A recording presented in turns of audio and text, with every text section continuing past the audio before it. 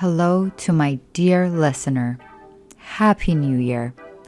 Whoever you are, I wish this year that wherever you are and whatever you do it with love. Because if you do so, success is yours. And that is the case for our guests here at the Entrepreneur's Road. Let me start by saying I'm so glad you are starting the year with me because today we have a special two-part series episode featuring Danielle Kivatinos, the founder of DrChrono, that its successful exit marked a significant win for Y Combinator, placing them among the top 1% exits alongside companies like Cruise, Twitch, Reddit, and others. Danielle's entrepreneurial journey began working in a startup with limited funding, which ultimately failed. Next step for him was working at another startup, this time with a lot of funding, but unfortunately, that startup failed too, which led to his layoff. Constantly questioning how he would do things differently, Danielle yearned for autonomy and the freedom to implement his own ideas. That's when he started DrChrono, a platform that revolutionized medical record management and patient care. Danielle has consistently demonstrated that innovation and timing are key to success, which we will delve deeper into how entrepreneurs can identify and capitalize on timely opportunities. Today, Danielle once again is seizing the opportunity with his new startup, JustPaid.io, an AI-powered revenue collection platform for companies. In the first part of our series, we delve into Danielle's initial struggles and the birth of DrChrono, highlighting lessons crucial for any budding entrepreneur. The second part focuses on his current venture, offering practical insights for listeners aiming to harness AI in their business strategies, delving deeper into the challenges of entrepreneurship and the future of AI. Let's get started.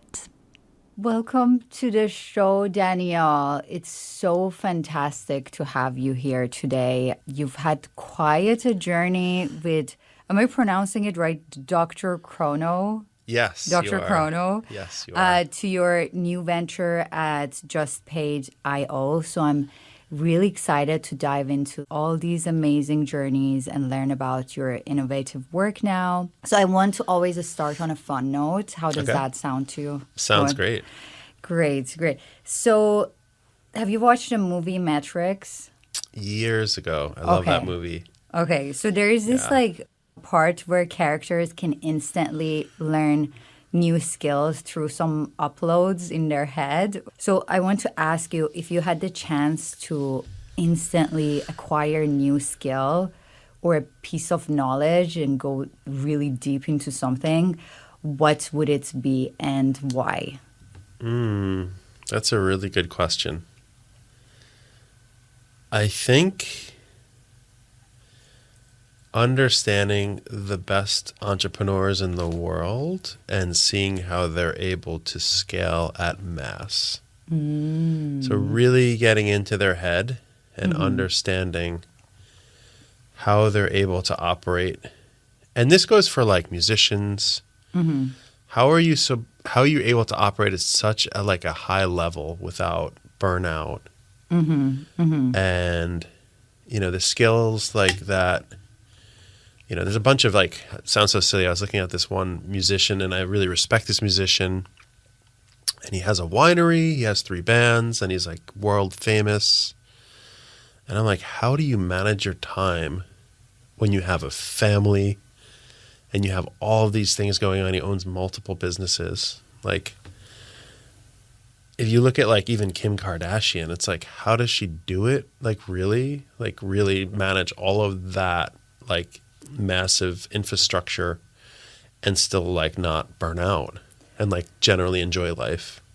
Yeah. Right? Yeah. So maybe they really love journey of being a entrepreneur and all those burnout. Maybe it's not burnout to them. Maybe it's just they're really loving the journey. Right. And there's a regimented they don't talk about it, but there's this regimented life that they have that I'm trying to understand myself so I can help my new company scale and also have those same like enjoyable moments, right? I mean, even you look at just some of the best founders in the world that have like large public companies. NVIDIA, like the founder, right? He's still there. Yeah. And there's a part of him that like loves it. I see it. I look at the founders and I'm like, he really genuinely loves what he does. You know, there's some crazy, watching a talk from the founder of NVIDIA, and he has, I don't know, maybe 30, 40 direct reports, people that like report directly to him. And I'm like, it's probably more than that. I forget what happened in the interview, but I'm like, he said something really insightful. Like, these people are so self-driven that like he doesn't have to manage them so well. And I'm like, he was able to scale NVIDIA to such a huge level. And he looks like he's in great shape. He looks like he's living life. Yeah. I mean, of course he's stressed out. He actually, the thing that I really respect about him is he's humble and he understands like failure is right around the corner for NVIDIA if he doesn't work hard. And I think that's another thing that I really respect about some of these people that are like, hugely successful. They understand how easy it is to come and go. I mean, sure, he'll be wealthy for the rest of his life, but his company would be hurting if he doesn't like build the next AI chip, right? He's probably has thousands of people like working on these AI chips. Maybe we watched the same interview from him, but like exactly, what do you mean by regiment life? I don't know myself because I'm not at the scale at like what they're at, but I see that this like regimented life where all of these successful people have a certain way of living that allows them to do multiple things, have multiple things going on. And I'm always analyzing like the most successful people. And that's where I'm like, if I was in the Matrix, how do I download those processes? Like, take the top 50 entrepreneurs and how do you upload that into your head and really get into their head? Because these people are operating multi-billion-dollar companies. How do they not fall apart? Like, how did they structure their business appropriately? How do they structure their day where they're able to like scale the business without them doing all of the work? Well, I think you did with DrChrono. It is scaled pretty large with 17.8 million patients using it and facilitating booking of 69 million appointments and 11 billion of medical billings.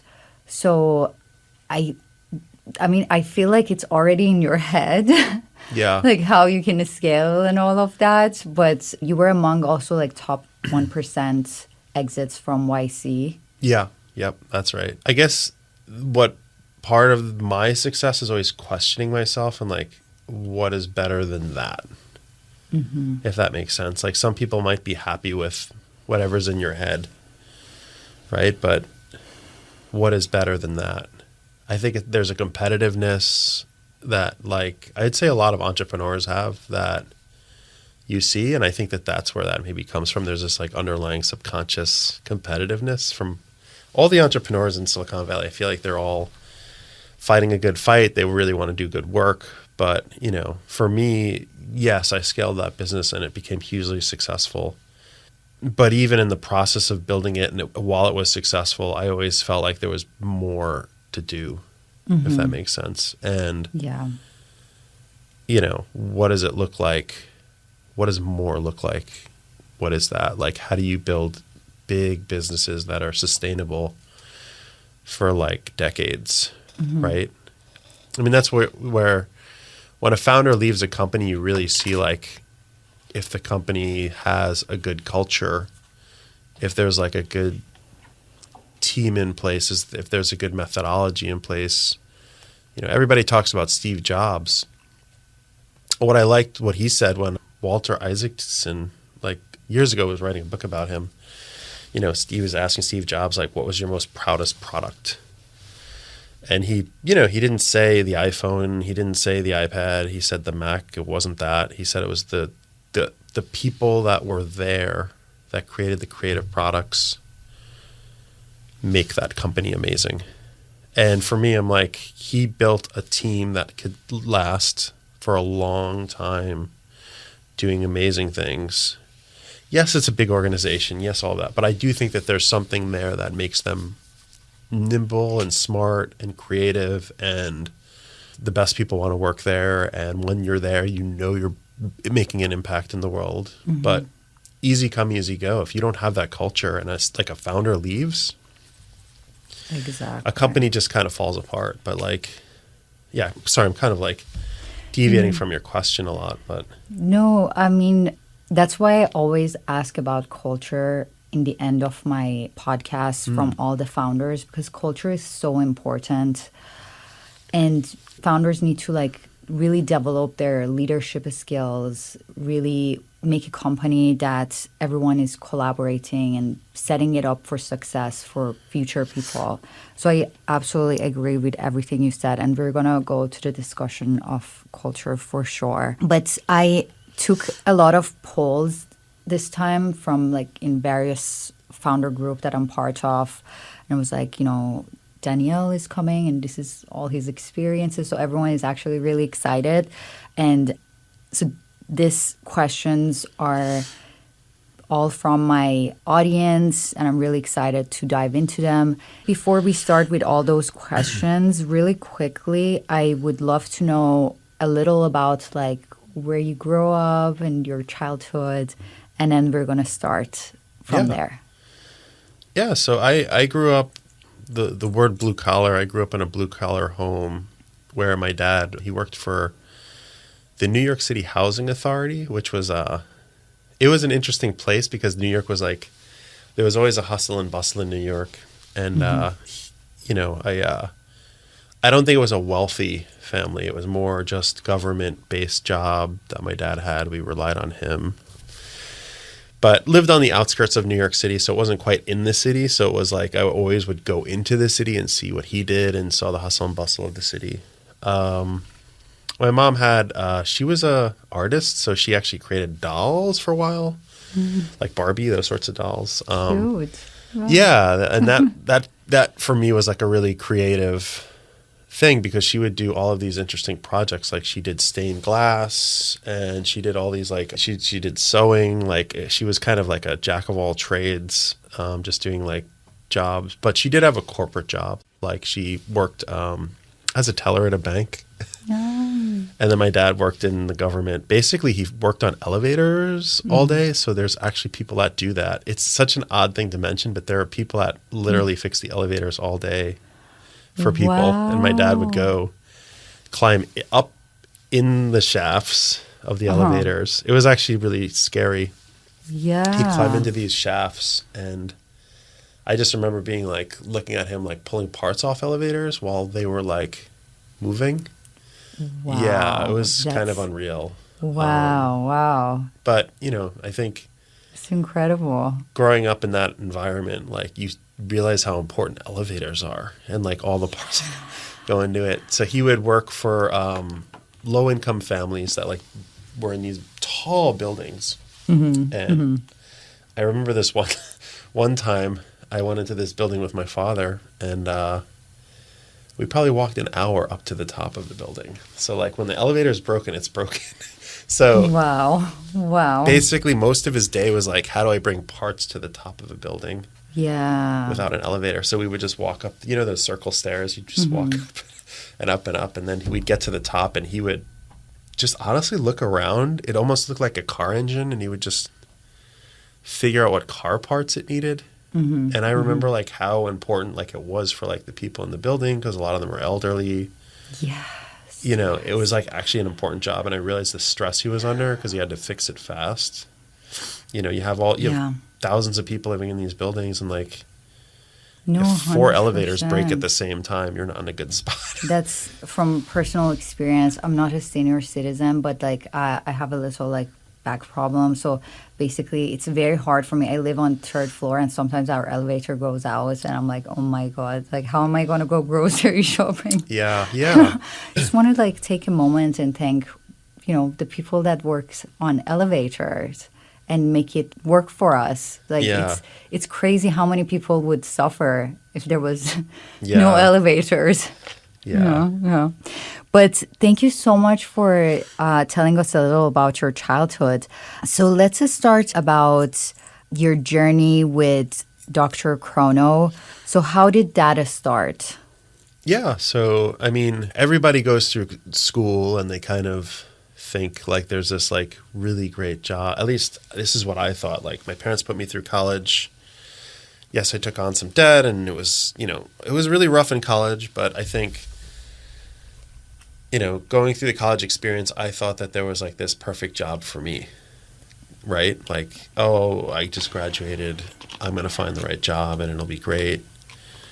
And, I did kind of hop around in college also. Like I did art at first, then I did psychology. Then I hit upon computer science and I thought it was really challenging. So I kind of just hopped around. I had a liberal arts degree, then I got a psychology degree and a computer science degree, then a master's degree. I was going to go for my PhD. And I just remember thinking, let me just experience the world a little bit before I do that, because that's a huge commitment. And I would see the PhDs and they would in these computer labs going for their like computer science degrees, and something was off about that experience for me. I just felt like academia didn't have the meaning I wanted, so I needed to like wait to get my PhD. Anyway, I went out and started to look for a job, applied to lots of jobs, and just got rejected time and time again. Didn't interview well, was not good at it. I'd also freeze up. I was actually really horrible at tests. So like, if someone put a test in front of me, I'd be like, this isn't the job for me. So the test really like would turn me off. And then one day I went into this one startup, and it was in New York City, and startups were not cool back when I was like, this is 2004, 2005. People were not doing startups back then. Anyway, go into this startup, and I don't know why, but one of the technical guy who was doing all of the servers, coding everything, he just liked me for some reason. He's like, this guy feels like a good fit for like our startup. And my plan was not to go into startups. My plan was to get a job, right? A job where I could like support myself and make a living. And, the big corporate companies just didn't like the way that I was, I would say. Maybe I wasn't like what fit their profile. But somehow the startup community felt like I was a good fit. So the guys was that between like the corporates and the startups? Yeah, I mean there was a lot of like things that were off about me. First of all, I was a musician. Also, so I had really long hair. In 2004, long hair was not in. Really? I think long hair is always cool for guys. I don't know. When you're interviewing it like Bloomberg, and it's a corporate financial technology company, they were just like, this guy doesn't seem like the right fit because I wasn't wearing business shoes. Like I remember like if you weren't like dressed exactly the way that they wanted, that influenced their decision. That's actually sad in my opinion. Yeah, I mean, that's the way that the world worked. Yeah, I think like today even it works sometimes like that. Yeah. But I think it's like, look at what talent they lost. Yeah. So, and there is like so many people that they have artistic side. I don't understand why corporates not accept the other parts of their employees. I mean, that was just probably one of the things that were off about me was my long hair, the way that I dressed. I remember going to Microsoft. And this is back several years ago. They flew me to their head HQ, and I'm like, oh my God, it's Microsoft. This is like the big time. Like, I gotta not screw this up, right? I need to like get in there and like, this is like where things happen. And, I just remember being like really put off by the interview because like what they were asking me had no meaning. What was that? they had a big whiteboard. Whiteboards are great. I actually like the whiteboard, but they were like, if you have a bridge and you can't cross the bridge, like, and then they had this like answer that they were looking for that was like exactly what they needed from me. And I just was like, what's the point of like, if you want to know exactly the answer you want, like you're asking me to do software development. Can we just like get to the computer and do the software development and not talk about whiteboard analogies? That's interesting. And I think they got that vibe from me. Because I'm like, let me show you what I can do on the computer and not on a whiteboard, because if you're going to make me do all this whiteboard work, you just have a bunch of people with whiteboards everywhere. Yeah. I love whiteboards. I just like the questions they were asking were so out of left field. And I just remember thinking, if I ever started a company, I'm going to make everybody code in front of me, and that'll be the test. Yeah. Because that's what they were looking for, but instead they were kind of beating around the bush. Like they wanted like one specific like the answer in their head, which is like it's. I interviewed Alex Budak book.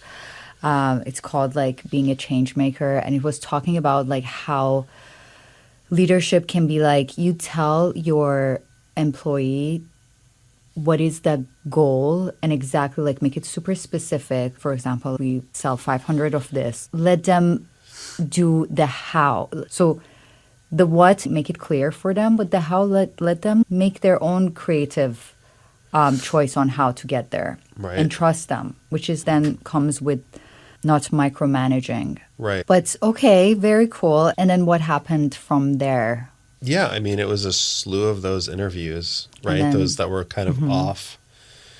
And then, I think what I liked about the startup, and maybe this is why I got hired at a startup, was I felt like I could make an impact. It was one guy running a whole entire startup. That was it. And I'm like, I feel like even if I do like a minimal amount of work, it is like exponential in a startup versus like you don't get that feeling at like a larger company. And I think that really like excited me, where I was like, this guy needs me because if I help him, oh my God, it's going to be like an exciting ride, because like, every little thing I do like will make an impact. And, I think he felt that in the interview with me, but he also liked my quirkiness. He was like looking at my shoes. They were not like, I don't know what I was thinking. I was wearing the wrong shoes, but he liked it. Like for the first time, someone was like clicking, and I'm like, all right, this is someplace I kind of fit with this person. And I could learn from him because he has a PhD in computer science, and like maybe he'll teach me a thing or two about like how to run a company. And I think that really like we both connected on that level. And the job, another thing was it wasn't about the money for me. It wasn't about the money. I took the job, like it could have been half the salary, and I would have just been like, yes, let's do it. So, he kind of threw a number out there. I was like, that sounds great. I'll be there when you need me. And, he's like 8 a.m. next week, come into the office. Yeah, it's really crazy how many people would actually, for a work with a purpose, with something that resonates with them, they're happy to lower the salary. There was a study done that showed people are willing to lower their salary by 23% to get a job that is meaningful, which reminds me of that. So how did that get into the DrChrono? I mean, at that first startup, I really learned a lot because, one, I had to actually run all the Ethernet cables in our office. I remember just literally climbing into the ceiling and like running Ethernet.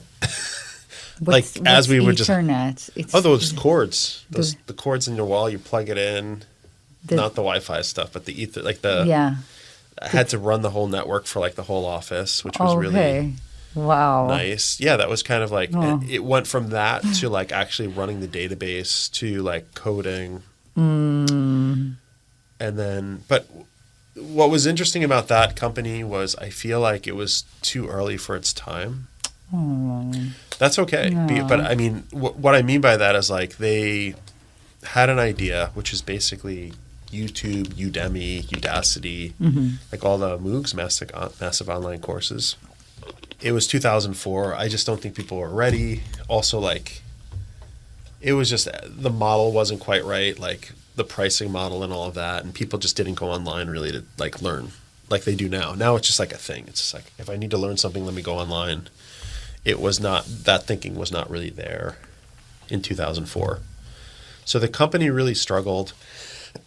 And I felt like, you know, people were leaving, and it just, the culture was not working, and it was a stressful environment. And in that process, I remember thinking they never had enough engineers. Like, if they really wanted to have a go of it, you have to have it like more than like a couple of people. Like, why would you have 12 people in a company and 2 engineers for a software startup?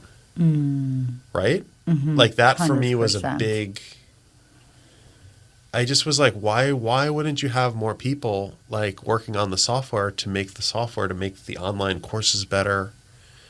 I just never understood that part of the company. But company didn't work. I loved a lot of the people that worked there.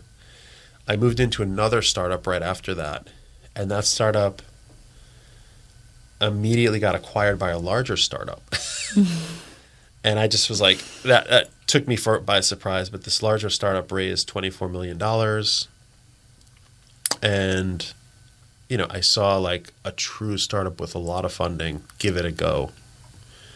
And I was like, whoa. My first startup was like, you know, it didn't have like a lot of that funding to like even try. So it was running on fumes. Mm-hmm. But then this large startup, I was like, this is crazy. This is like, I just remember looking around at their office and seeing like monitors all over the place and people working really hard. But even there, I felt like there were some things that were off. So I was like, okay, communication in the startup wasn't the best. It just wasn't. It was like, what am I working on to make an impact? Like, why am I doing this? Is it really going to work? Like, people were not holding town hall meetings. You know, I think a lot of it was like a lot of funding and a lot of chaos at the same mm-hmm. a lot of chaos mm-hmm. at the same time. But I took away from that experience, like, you need good leadership. Like, there needs to be good leaders if you're going to have that amount of cash, like, you know. And absolutely. Absolutely. And a lot of like people don't have that leadership skills. Like, maybe they were never a leader in their previous roles, and suddenly they have people to oversee. And I have like 100% faith in people that they don't have those leadership skills as long as they work on it, you know. So what do you think? Like, I mean, I've seen so many startups, like exactly what you just said. Mm-hmm. Like, for example, I don't know, wrong strategies, you know, like not like setting up a good culture because of like the lack of leadership. Yeah. So what do you think like people need to do? I don't know, like even if they are aware of that themselves, and maybe like employees don't want to say anything, maybe they notice, but they're scared to say something. I don't know like how startups can handle that. Right. But what are your thoughts? That second startup also went bankrupt. Oh my God. So all that, the question you're asking is all that knowledge I had in my head. I'm like, what would I do if I was running it? Yes, that's a great question. And that was where I said, I would do this, I would do this, I would do this, I would do this, because it didn't happen in my last startups. Yes, especially like when you have a bad leader, you exactly want to ask yourself, like, how can I not be that? Right. So that's a great question to ask yourself. I mean, startups fail all the time. I don't know if it was the leader's problem. I don't know if it was. I can't blame one person. That's the thing. It wasn't just the leaders. There was a lot of like wrong dynamics. To create that. Maybe the market wasn't the right timing and all that. But I was like, what could I do to minimize my risks of failure based off of this past experiences in that startup and in that startup? And, you know, I got let go from the second startup, and they were like letting everyone go over time. And I was thinking, okay, I got let go. What do I do? Right? And I had this knowledge in my head at this point, like working in 2 different startups, 2 data points. And I'm like, I have $50,000 that I've saved. I'm a 30-year-old guy. Do I want to buy a piece of property and get another job? Do I want to put all my money into Apple and get another job? Or do I want to try to do something and live off that $50,000 for as long as I can and try to make something of myself? Because whoever's running the ship may not do a good job again. And I might like be looking in a year or two.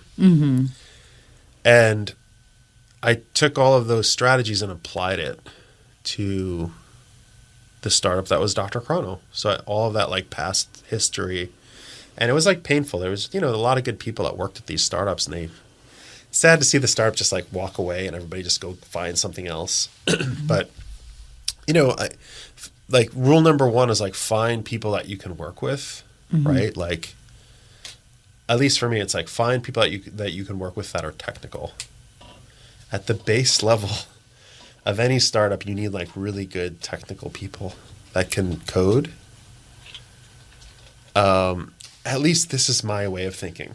And I had a former roommate in college who was probably one of the best coders I've ever met in my life.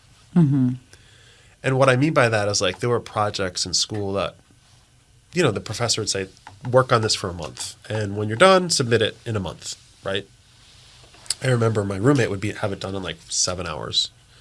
Wow. Yeah, and he'd be like, I'm just going to hang out the rest of the month. And I remember like looking at him and being like, this guy is abnormally good at coding. Is that your co-founder? Of DrChrono. Oh, okay. Yeah. So, we started talking, and he never worked in a startup before. And I had all of the startup knowledge. But he was a good coder, like probably one of the best coders I've ever seen in my life. So I'm having conversations with him and talking about the experiences, and I couldn't verbalize everything early on, like, what the strategy would be for like building a big team. But I just kind of knew that you needed like the right ingredients for a startup, and you need a product. So if you have a co-founder who can code, product can like come from nothing almost. And I think this is part of like the great world we live in today, where you don't need $50 million to like buy servers and to put it, in a server farm. That's like $25 million right there. And then you need to hire all this like stuff, and there were no iPhones back then. But anyway, all I needed was a good co-founder, and that was like the first ingredient. And he was committed. He really just dove in with me and said, I'm going to work on this with you, which I really admired, because he kind of didn't flinch and he wanted to do it. He was really all in. And culturally, like, I wanted a good engineering culture. And like he kind of was a pillar for that. Did the other companies have that? Yes, but you need to keep it. Like, you cannot have those people just leave, so you have to like value them. And I think this is something Silicon Valley is really known for, is like value the engineers, because the people that create the product, if they're not there, the product will just kind of fall apart over time. And I see Silicon Valley like over and over, like respect the engineers and say, what are we doing? How do we do this? You need a lot of cash to stay here. You need a lot of equity to stay here. We need to respect your time. On the East Coast, it's really, at least to 1990s, early 2000s, they were kind of put in a corner. And that was just the culture. And I think my co-founder wanted to not be part of that culture in New York. And we were both in New York at the time. And we just started meeting a lot. And like, it was very consistent. And, for me, the sign that we should really do this is if he quits his job at Bloomberg, right? So he did quit his job. He quit his job at Bloomberg to work on this company. And that immediately put me into high gear. Like, I am responsible partly for his decision, so I have to make this work.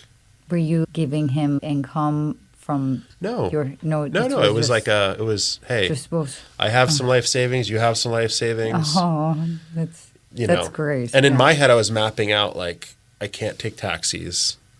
I'm not going to be going on vacations. There will be no fancy dinners. I need to work on weekends. Like, it was all being mapped out in my head, like what I needed to do. And he was very aligned with that. Like, that's why it worked so well, because he was like, I'm not going to take, my $50,000, his $50,000 and like go to Florida and like relax for a month. Like, his mind was like, how do we map this out to get to success? So, yeah, and in the early days, we met a lot and spoke a lot, and there was a lot of dialogue. So, like, another core ingredient of a successful startup, even from leadership down, is just communicate over and over and over. The more communication you have, I feel like a broken record, but, like, it works. And when a leader doesn't show up for 2 months, like, or if you're not communicating with, like, the people you work with, your company will like slowly fade into nothing. And I think absolutely, there's too much communication, but there's the right amount where I feel like people need to know what people are working on. But for that startup, we just met every day. And I remember, we took one day off a week, which was Sunday. And that was like catch-up day for me. Like, I did my laundry. I just took care of like life and that sort of thing. But, when you have $50,000, how do you make that last? I mean, this was what was in my head. And I'm like, how do I make that last? I have rent. I'm living in New York City.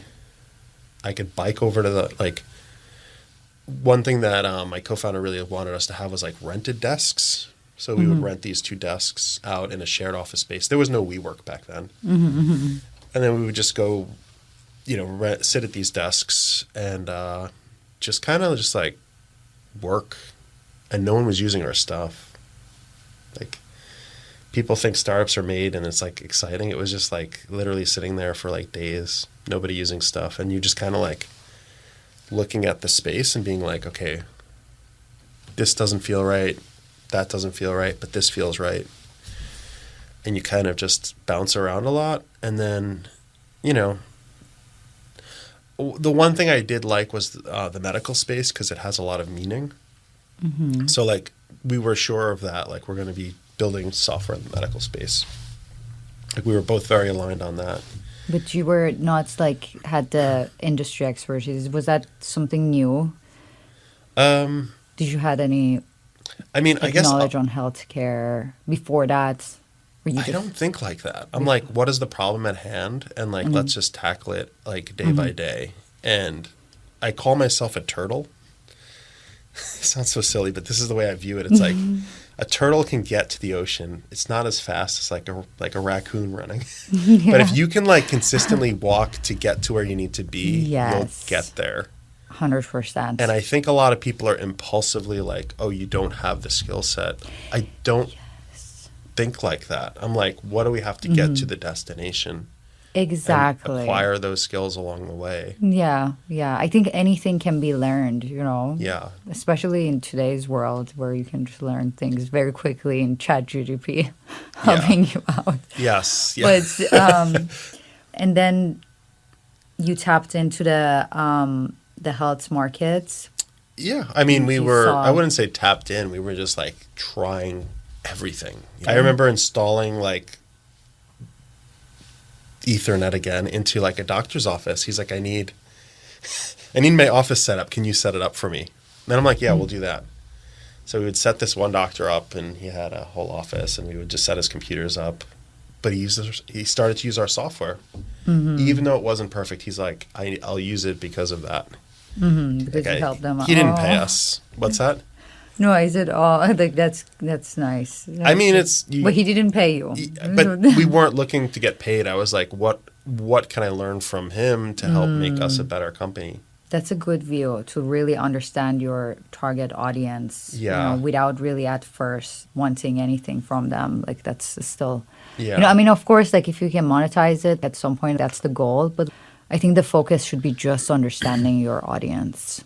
Yeah. And that for me, that was a really good experience, but that happened countless times over and over again. I remember even hearing like one doctor in Brooklyn, someone broke into his office. And, back then, like all your medical records are in the office. Oh my God. Yeah, it wasn't in the cloud. It wasn't secured. So like he called us and he's like, I would like to use something that's protected in the cloud. That makes sense. Right. Wow. I mean, of course it does now, but like back then, like there were a lot of break-ins because he was like in a bad area, I guess. And like people were stealing laptops and desktops and like anything in the doctor's office. So like the doctor wanted cloud software. And I'm like, cloud software? Check. Like for me, that was like, that can scale. Like little glimmers of like what can scale, like what would apply to all like physicians across the world, right? Yeah. So and then like that turned into DrChrono. Yeah, over time we really like made the software work for our experiences. So like it wasn't like a mapped out like here's our plan day one exactly. It kind of like grew into the product that it became, which was really nice because it was a feedback-driven product. Like it was a lot of experiences and what do you need as a doctor? I do think that there were like red flags along the way or like bad experiences that, what I mean by red flag or bad experiences, and this is what comes back to me, would this scale? Yes or no?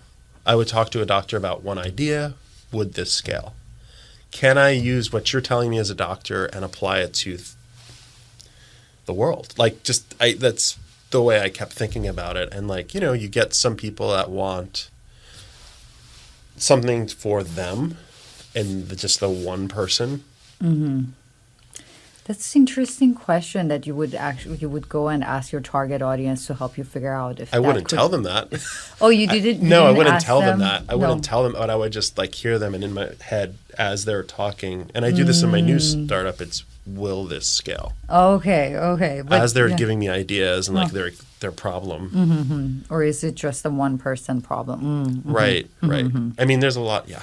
Yeah. If you can shortly tell me what DrChrono does. And then, like I mentioned earlier, how many, people using it. Yeah. I mean, it's still it's still alive. I mean, you're no longer with it, are you? Correct. Yeah. Correct. But it's still like live. And the audience really wanted to know that what strategies did you find that are like really effective in gaining that traction and acquiring your customers in the early stages? And at what point it was like, okay, like it's all set for gaining more and more? Right. I mean, I don't think I used any strategy that would work in other startups. So these are all strategies Silicon Valley uses. I think a lot of them are more well known today, right? Like do things that don't scale at first, right? And ask yourself those questions like, will this scale? I think also looking towards the future. And what I mean by that is like, where will we be in 10 years? And it's hard to get out of the mindset of like, we're here today. And I'll give you like an example. Like, I don't know if you guys if you've ever been to Blockbuster Video or like Tower Records or like Virgin Records, like they were not asking the right question when they were in the thick of it, which was, what do people want today? They want CDs, they want tapes, they want VHS, they want movies on, these physical devices, and we're making money that way. If you are in the thick of it for the day-to-day, I think that's bad for like a startup. You need to think like 10 years out, like, and it's hard to do. And I think this is kind of counterintuitive, but if you're building something for the future, there's like glimmers of like the future, like, like 100%. And I think why is Apple still relevant today? I remember the day that they removed the headphone jack. Like, people were disgusted, livid, angry, right? Like, people couldn't believe that. How dare they remove the headphone jack? No. I'm going to buy an Android. Like, they were just like furious. Mm-hmm. I don't think Apple was thinking, what do we have to give our customer today? Mm-hmm. They were thinking, what does the customer want in 7 years? That's really good yes. Yeah. Right? And it's very hard to think that way. And it's very like you have a visceral reaction. Like with Netflix. Like, how dare they put the movies online? I need my DVD. Like, people had a visceral reaction. Like, that sounds so silly when you say, yeah, exactly. Yeah. Like, people don't like change, but then, like, it's inevitable. Right. You know? Right. Like, forward thinking is so important. It's really important, but it's easy to say, it's hard to do in practice. And I know Sam Altman. He's a great guy. In 2016, he was giving talks at Y Combinator about AI. Wow. To me, to others, saying, this is the thing we have to think about. Mm-hmm. And like, when people are thinking that far ahead, you're like, oh, of course, now it's 2023. Yes, smart guy. He was running around talking about AI in 2016. And I was like, I didn't, you're kind of processing it and you're like, he's seeing something I'm not. Let's see if it pans out. Like, but I think that's part of like what every startup has to do is like move towards the future before others do. Because if you do that and Blockbuster Video stays here and Netflix is like already in streaming, change happens so quick. Mm-hmm. And, you think it's not going to happen quick, but it just happens in the flash of an eye. Like, people questioned Google, like, where's your AI?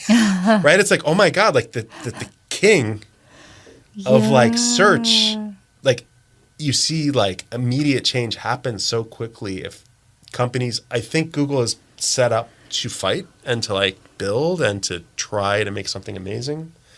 A lot of companies are not at all. And that's when you see like a company just like fall so quickly. There was a report I was reading that, the 500 list of like the biggest companies, like there's only like a few of them that lasted. And a lot of them that are non-existent now because they couldn't keep up with the changes, which is so important for corporate to make sure they are innovative. And there's a lot of like corporate venture capital that invest in other startups or corporates that have an innovative arm. Thank you for taking us there. I think like you did great with the timing and forward thinking as well with DrChrono because like it was when first iPad came out, AWS became more mainstream. Then so your timing was perfect. That's really great that you noticed that forward thinking and how it's important, and you're still like taking it to your startup now. I think when the iPad came out, that was a big differentiator for us because we were the very first company on the iPad. Mm-hmm. So you were very first. Mm-hmm. And looking back now, why wouldn't you have an iPad app? Like, but back then everyone would say, why would I have an iPad app? Mm-hmm. Like, what's the point? Like, I think there were some really good companies doing stuff there. Like Pandora and Netflix were on there so fast. Mm-hmm. It was on the iPad like the first week. Wow. But healthcare, a lot of the companies there are just not tech forward. Mm-hmm. Did you have to convince your customers then that to use iPad for? Yes and no. I think some of them immediately got it. Mm-hmm. I mean, if you think about it, it's like back then you go into a doctor's office and you remember those walls of like those yellow folders and like they'd have like, K. You'd search the Ks and to find my last name and pull out my medical record. That's just the way that it was done. But then, some doctors would be like, hey, I'm in Brooklyn. I need like to get my stuff in the cloud. And then you'd have doctors who'd say, hey, I actually want to like see my medical records at home. Others would like want to not just have one physical paper document, but they wanted like the whole staff to be able to see the patient. Right? For us, being on the iPad was a test. And I think every startup is a test machine. If you can crank out very small tests very quickly and understand which tests are successful and which ones are failures, you can like build a significant business. And when I talk about like tests, I mean running the Ethernet was a test, right? I got one doctor, he used our software. It took 8 hours of my life, but I got him. Okay, that's a test. If I build on the iPad, it's a test. How many doctors are actually going to use my software? A lot. And it wasn't intentional. It was just test. Like, and I think this is where like, you know, people think, oh, OpenAI, yes, of course they're successful.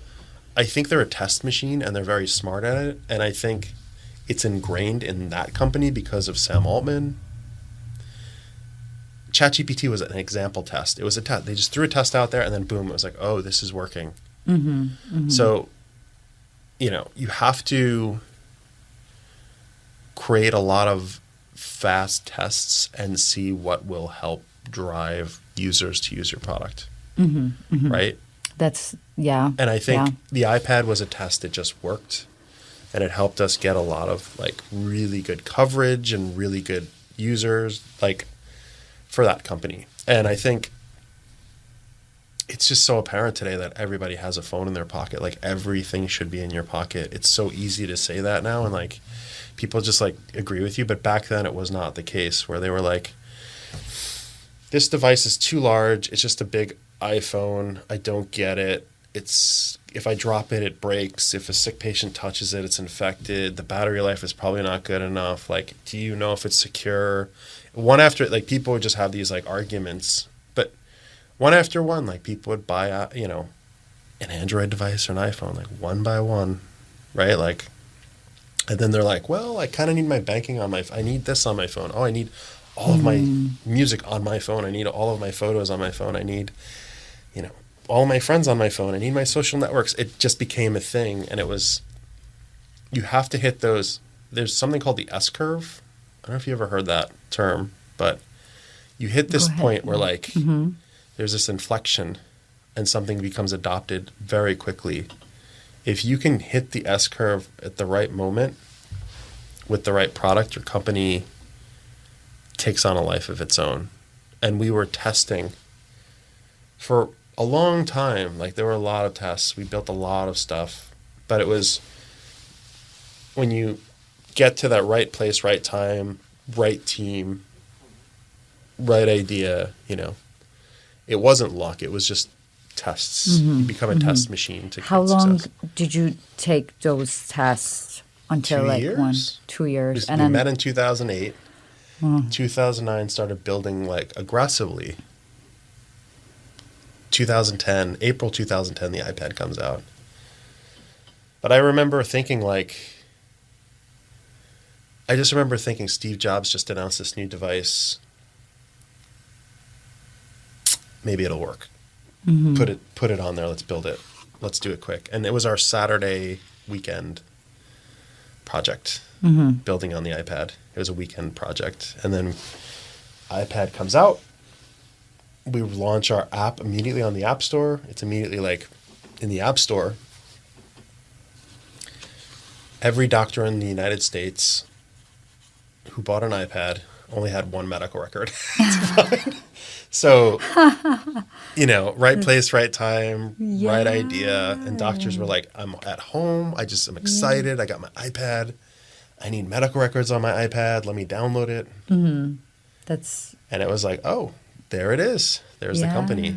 Yeah. And then that was one of the many, many, many tests. So keep testing and be forward thinking. Yeah. And and make sure it's like testing fast. And your customers will come, hopefully. We have reached the end of the first part of our episode. In the next segment, Danielle will share insights on developing a forward-thinking attitude, seizing opportunities at the right moment, and will offer guidance on upcoming trends in AI. He'll also provide numerous practical tips for budding entrepreneurs. Plus, for those who participated in our polls, we have a special surprise that will be revealed in the next part. Make sure to subscribe and set a reminder for next Thursday to not miss this. Remember, the Entrepreneur's Road is a community of successful founders, investors, and experts, all eager to share their secrets and support your journey to success. Don't forget to follow us on Instagram, TikTok, LinkedIn for more insights, updates, and behind-the-scenes content. Join our vibrant community across these platforms and be part of the conversation shaping the future of entrepreneurship.